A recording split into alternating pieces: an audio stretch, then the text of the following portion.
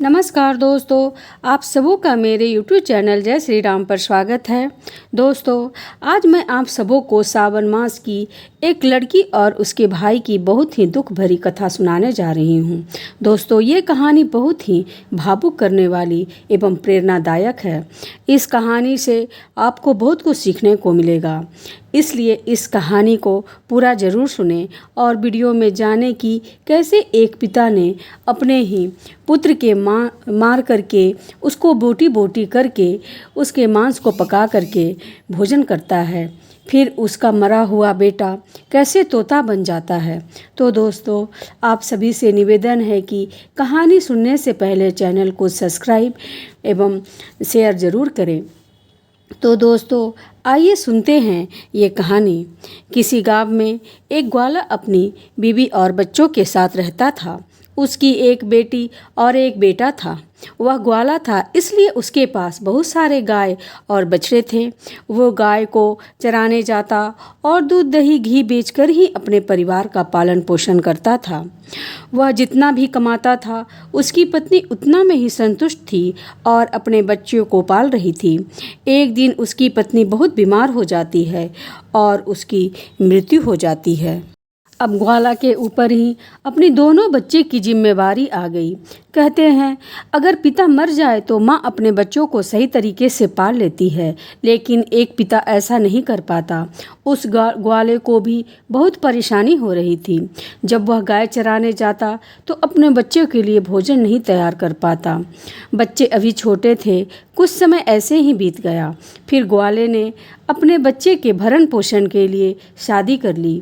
ग्वाले की दूसरी पत्नी घर आ गई। वह ग्वाले के बच्चों को बिल्कुल भी पसंद नहीं करती थी और फिर ग्वाला भी अपनी दूसरी पत्नी के साथ खुश रहने लगा। और अब ग्वाला अपनी दूसरी पत्नी की ही सारी बातें मानता था। धीरे धीरे समय बीतता है और बच्चे बड़े हो जाते हैं। उसकी दूसरी माँ लड़के को बिल्कुल भी पसंद नहीं करती थी। एक बार वह अपने पति से कहती है कि आप क्यों गाय को चराने जाते हो? अब ये लड़का बड़ा हो गया है, अब से गाय और बछड़ा चराने ये लड़का जाएगा। फिर बेचारा लड़का रोज़ सुबह सुबह गाय बछड़ा चराने जंगल में जाता और शाम को वापस आता। और लड़की भी बड़ी हो गई थी। वह घर का सारा काम करती, खाना बनाती और अपने भाई को अपने हाथों से खिलाती। वह लड़की भगवान शिव की परम भक्त थी। वह भगवान शिव की रोज़ पूजा पाठ करती थी। वह दोनों भाई बहन एक दूसरे को बहुत प्यार करते थे और दोनों आपस में बातें करते हैं कि पता नहीं हमारे पिताजी को क्या हो गया है, वो हम लोगों पर बिल्कुल भी ध्यान नहीं देते। जब से हमारी माँ की मृत्यु हुई है तब से हमारे कितने कष्ट भरे दिन आ गए हैं। तब बहन अपने भाई को समझाती है कि तुम बिल्कुल भी चिंता मत करो, तुम्हारी बहनी बड़ी बहन है ना। यह कह कर के वह अपने भाई को ढाढ़स बंधाती है। फिर भाई कहता है कि दीदी, मुझे माँ की बहुत याद आती है। अगर आज हमारी माँ होती तो हम कितने प्यार से खाना खिलाती। दोनों भाई बहन अपनी माँ को याद करके रोने लगे। इसी प्रकार दिन बीत रहे थे। एक दिन लड़का जंगल में गाय चराने गया तो जंगल में एक शेर मिल गया। तो लड़का दौड़कर एक पेड़ पर चढ़ गया और शेर से कहा, शेर भाई, तुम मुझे क्यों खाना चाहते हो? तब शेर ने कहा, भाई, मुझे बहुत भूख लगी है। अगर तुम चाहते हो कि मैं तुम्हें ना खाऊं तो तुम मुझे एक गाय या बछड़ा दे दो, जिसे खाकर मैं अपनी भूख मिटा सकूं। लड़के ने कहा, शेर भाई, मैं अपनी बहन का इकलौता सहारा हूँ। मेरी बहन तो रो रो कर मर जाएगी। मेरे पिता और सौतेली माँ हैं जो हम दोनों पर बहुत ही अत्याचार करते हैं। मैं अपनी बहन की उम्मीद टूटने नहीं दे सकता हूँ। अगर फिर भी तुम्हें मुझे खाना है तो खा लो, परंतु मेरे गाय या बछड़े को मत खाना, क्योंकि इसके लिए मुझे मेरे माता पिता से पूछना होगा। तब शेर ने कहा कि ठीक है। फिर कल तुम अपने माता पिता से पूछ कर आना। फिर लड़का शाम को अपने घर गया और अपने पिता से कहा कि पिताजी, आज मुझे जंगल में एक शेर मिला। अभी पूरी बात हुई भी नहीं थी, उसके पिता ने उसे 2 तमाचा लगा दिया। फिर वह रोने लगा। रोते रोते उसने कहा, पिताजी, मैं आपसे कुछ कहना चाहता हूँ, आप मेरी बात तो सुन लीजिए। जैसे तैसे लड़के ने पूरी बात अपने पिता को बताई कि जंगल में उसे कल एक शेर मिला, वह उसे खाना चाहता है, मुझे नहीं तो गाय या बछड़े को खाएगा। ये सब उसकी सौतेली माँ सुन रही थी। उसने कहा, गाय और बछड़ा एक भी कम नहीं होना चाहिए। तुम्हें पता भी है वह कितनी कीमती है, उसके दूध से ही तो हमारा घर चलता है, लेकिन तुम्हारे बिना तो हमारा कुछ नहीं बिगड़ेगा, इसलिए अच्छा होगा कि शेर तुम्हें खा जाए। अब वह बेचारा दुखी मन से अपनी बहन के पास गया। उसकी बहन ने खाना खिलाया और पूछा कि तुम इतने उदास क्यों हो। तब लड़के ने सारी बात अपनी बहन को बताई।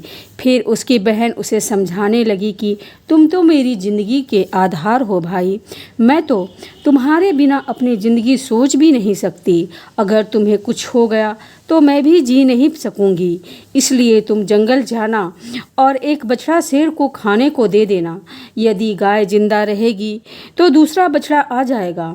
और उसके पिता ने भी यही कहा था कि शेर तुम्हें खा जाएगा तो पुत्र तो और भी हो जाएंगे।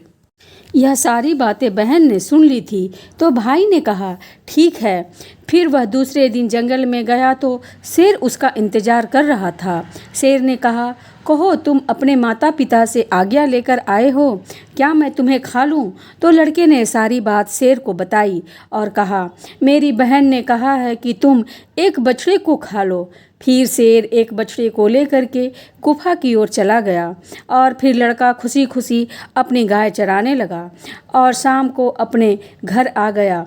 जब उसके माता पिता ने गाय और बछड़े की गिनती करने लगे तो एक बछड़ा कम था, तो वह समझ गए कि वह लड़का बछड़े को शेर को दे आया है। इस बात पर वो दोनों बहुत गुस्सा हो गए और उसे मारने लगे। उसके पिता ने डंडे से उसे इतना मारा कि वह बेहोश होकर गिर पड़ा। उसकी बहन सब देख रही थी।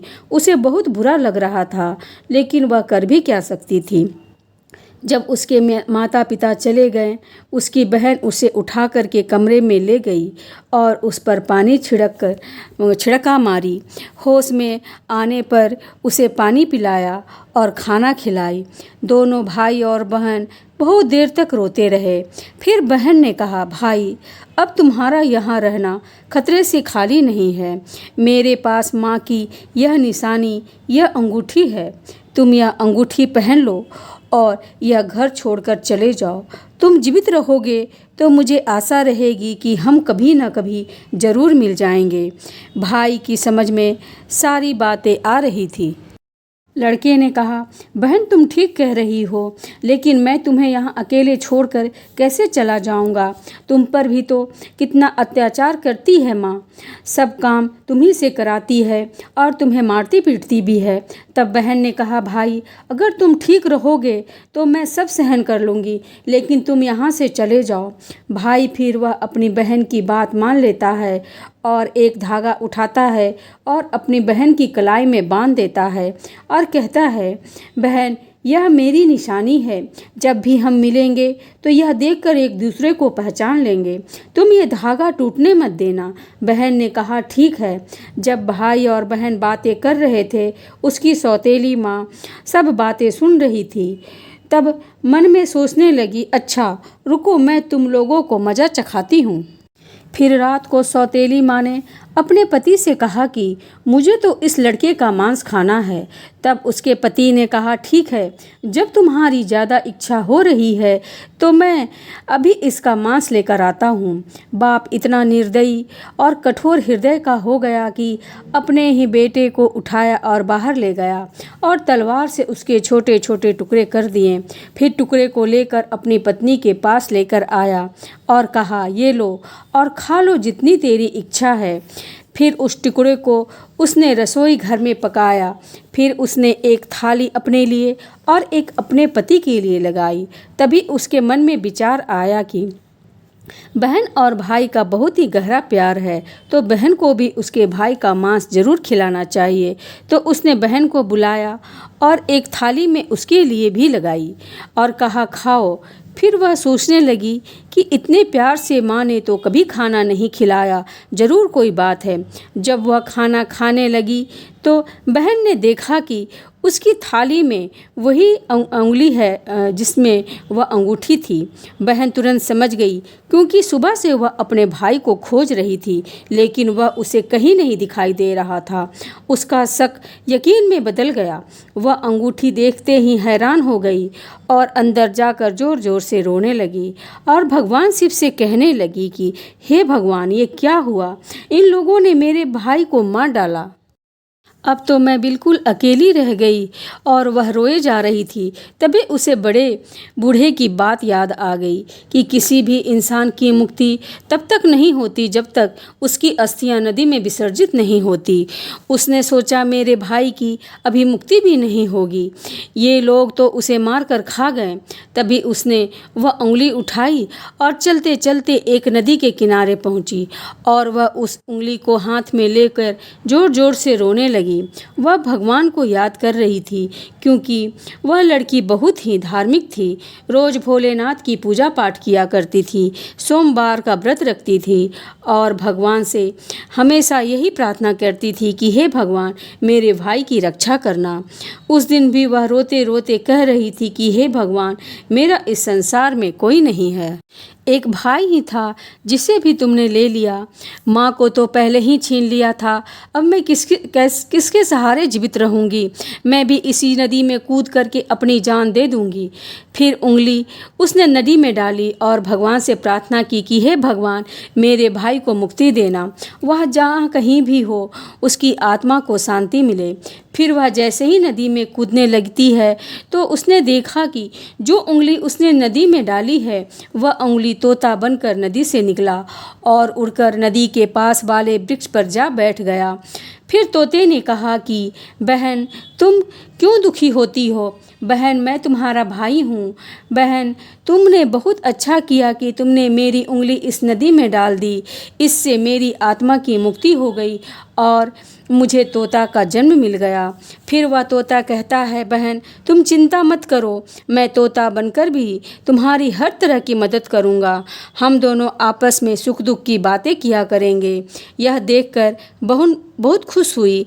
फिर चलो, मेरा भाई तो साथ है, किसी भी रूप में सही। फिर बहन घर वापस आ गई। सौतेली माँ से बहुत काम कराती थी और खुश होती थी कि चलो, अब इसका कोई भाई नहीं है। भाई से तो पीछा छूटा।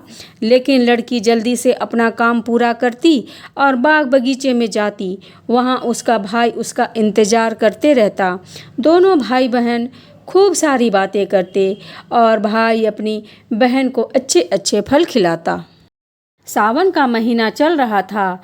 लड़की सावन के महीने में पूजा पाठ करती थी एवं सोमवार का व्रत रखती और पूजा पाठ करने के बहाने ही वह बगीचे में जाती थी।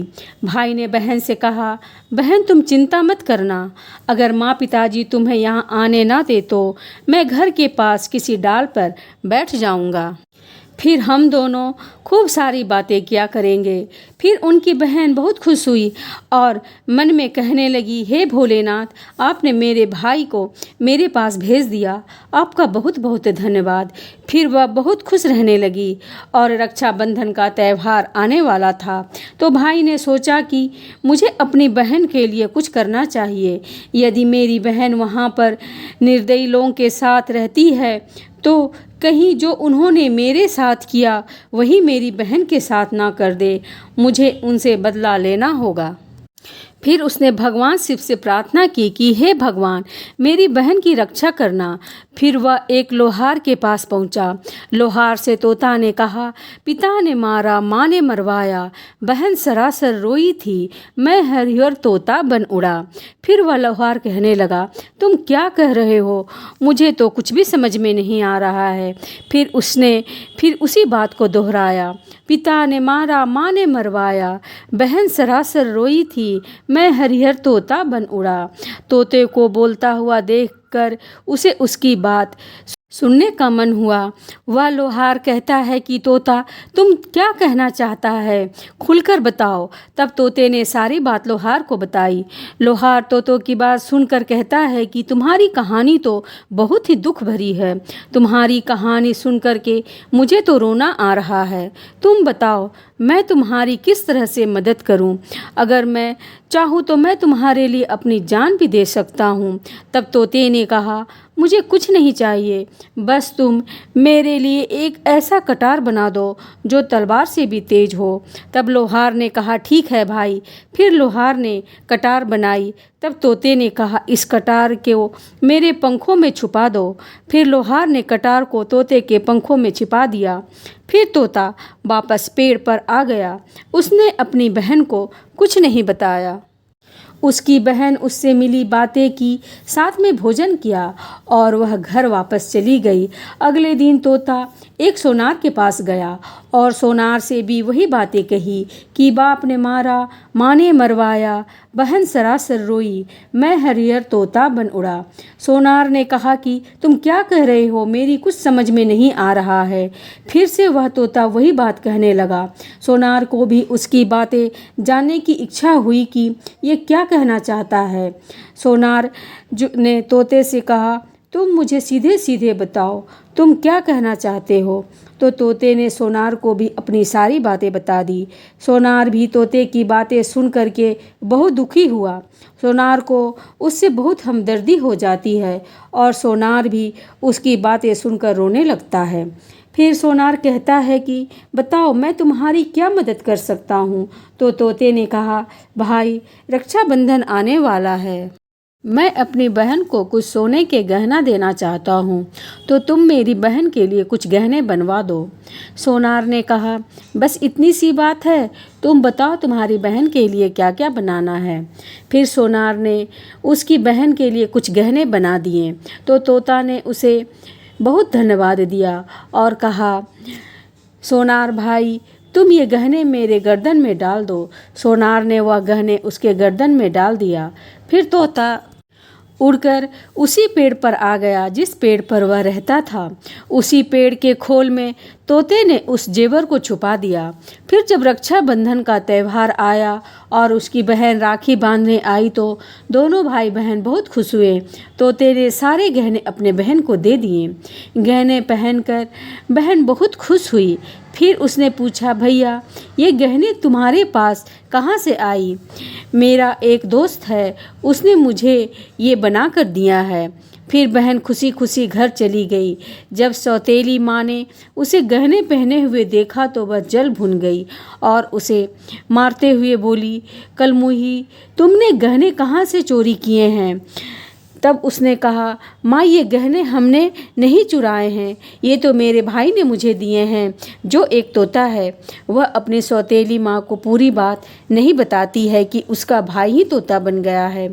उसने कहा कि एक तोता है जो उससे बातें करता है और मैंने उसे अपना भाई बना लिया है, उसी ने मुझे ये गहने दिए हैं। तब सौतेली माँ सोचने लगती है कि ऐसा कौन सा तोता है जो इसका भाई बन गया है। जैसे तैसे एक भाई से पीछा छुड़ाया है, फिर ये दूसरा भाई कहाँ से आ गया। फिर दूसरे दिन उसकी माँ जंगल में उस तोते को ढूंढने जाती है। तभी उसे तोता दिखाई देता है। फिर वह उस तोते को पकड़ने की कोशिश करती है, लेकिन तोता उसके हाथ में नहीं आता। फिर वह थक हार कर बैठ जाती है। कुछ देर बाद फिर वह तोते को पकड़ने की कोशिश करती है, लेकिन तोता उससे नहीं पकड़ पाता। वह सोचती है कि कैसे मैं इसे पकड़ूं और मार दूं। इसे ज़्यादा भाई बनने का शौक़ है। वह शाम को तोते को पकड़ने की कोशिश करती है, लेकिन तोते को नहीं पकड़ पाती है। फिर वह घर आती है और सारा गुस्सा उस लड़की पे उतारती है और वह उसके सारे गहने भी छीन लेती है। अगले दिन लड़की तोते से मिलने जाती है। फिर तोता कहता है कि बहन, जो गहने मैंने तुम्हें दिए थे वो कहाँ हैं? तब वह बहन कहती है कि भैया, वे गहने तो माँ ने छीन लिए। तब तोते को बहुत गुस्सा आता है और वह कहता है कि बस, अब इनके पाप का घड़ा भर चुका है, अब इन्हें सज़ा मिलनी ही चाहिए। फिर वह तोता उसी घर के पास एक पेड़ के डाल पर बैठ जाता है और इंतज़ार करता है कि माता पिता कब बाहर निकले। तब लकड़ी बाहर कुछ काम कर रही थी। तब उसकी माँ बिना किसी बात पर उसे डांट रही थी और मार रही थी। तभी उसका पिता भी बाहर आ जाता है और लड़की को मारने लगता है। ये सब तोता पेड़ पर बैठकर देख रहा था।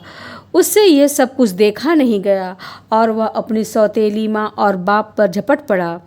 उसके पंखों में जो कटार थी उसकी आंखों में घुसा दी। दोनों अंधे हो गए और तड़पने लगे। फिर उसने पंखों में छिपी हुई कटार से उन पर वार कर दिया। फिर दोनों जमीन पर गिर पड़े। तोते ने कहा, तुम दोनों ने बहुत उत्पात किए हैं, मैं तुम्हें दोनों को नहीं छोड़ सकता। तब वह दोनों कहते हैं कि हमारा तुमसे क्या बैर है। तब तोते ने कहा, तुमने तो मुझे मार कर खा लिया और पूछ रही हो कि क्या बैर है। फिर वह दोनों तड़प तड़प कर मर जाते हैं। तब तोता अपनी बहन से कहता है कि चलो अब हम यहाँ पर नहीं रहेंगे। यदि हम यहाँ रहेंगे तो यहाँ हमें अपने दुख याद आते रहेंगे। हम उन्हें कभी नहीं भूल पाएंगे और हमेशा दुखी रहेंगे।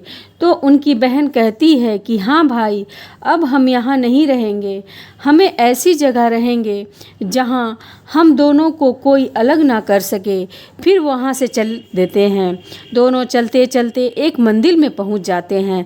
फिर तोता कहता है कि बहन, इससे अच्छी जगह हमें और कहीं नहीं मिल सकती। फिर दोनों भाई बहन उसी मंदिर में रहने लगते हैं। बहन तो पहले ही पूजा पाठ किया करती थी, सोमवार का व्रत रखती थी। अब तोता भी पूजा पाठ करने लगता है। पास में ही एक सरोवर था। उसी में से तोता अपने पंख गीले कर कर लाता है और उस शिवलिंग पर जल चढ़ाता है। और उसकी बहन भी भगवान शिव और माता पार्वती का पूजा करती है। उन दोनों भाई बहन के इसी तरह दिन बीत रहे थे। उनकी सच्ची भक्ति को देखकर माता पार्वती ने भगवान शिव से कहा कि हे स्वामी, देखिए कितनी दुखी भाई बहन हैं। इनको देखकर मुझे बहुत रोना आता है। ये कितने तन मन से आपकी सेवा करते हैं। आपको इनका दुख दूर करना चाहिए। तब भगवान शिव कहते हैं कि हे पार्वती, ये तो संसार सागर है, हम किस किस का दुख दूर करेंगे। लेकिन माता पार्वती हट करने लगी और कहने लगी कि नहीं प्रभु, आपको इनके दुख दूर करने ही होंगे। भगवान शिव माता के हट के बाद मान जाते हैं। जब वह दोनों भाई बहन पूजा कर रहे थे तब भगवान शिव और पार्वती प्रकट हो जाते हैं और उनसे मनचाहा वरदान मांगने को कहते हैं। तो लड़की कहती है कि हे भगवान, मुझे कुछ नहीं चाहिए, मैं तो सिर्फ इतना चाहती हूँ कि मेरा भाई पहले जैसे रूप में आ जाए और हम भाई बहन को कोई अलग ना कर सके। उनकी ये बात सुनकर माता पार्वती और भोलेनाथ बहुत खुश होते हैं और उन्हें वरदान देते हैं कि तुम्हारा भाई पहले जैसा हो जाए। फिर भगवान भोले बाबा और माता पार्वती की कृपा से वह लड़का पहले जैसा हो जाता है। दोनों भाई बहन बहुत ही खुश हुए और वह साथ साथ भगवान शिव की पूजा करने लगे और बड़े प्यार से रहने लगे। तो दोस्तों, आपको यह कहानी अच्छी लगी तो कमेंट में हर हर महादेव अवश्य लिखें एवं चैनल को सब्सक्राइब करें एवं ज़्यादा से ज़्यादा शेयर करें। जय श्री राम।